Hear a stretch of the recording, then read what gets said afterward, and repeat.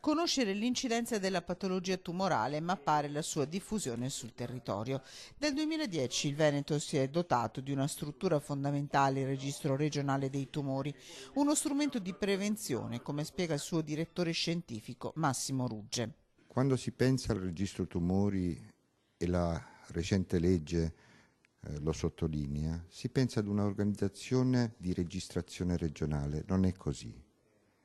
Nella maggioranza, direi quasi nella totalità delle regioni italiane, la registrazione dei tumori avviene per provincia, per ospedale, per piccolo nucleo di popolazione. A Rovigo questo strumento di monitoraggio è stato occasione di un confronto nell'ambito di un convegno organizzato dall'ULSS 5 Polesana. Nel territorio polesano ci sono circa 1700 tumori registrati all'anno.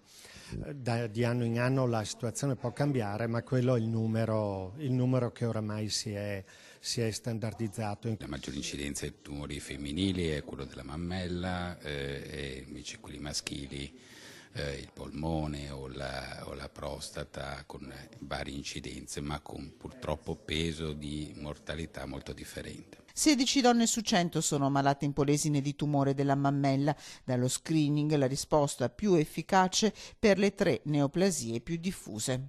Ce ne sono 3 tipi: lo screening per il tumore della mammella, per la neoplasia del colon retto e per la neoplasia della cervice uterina.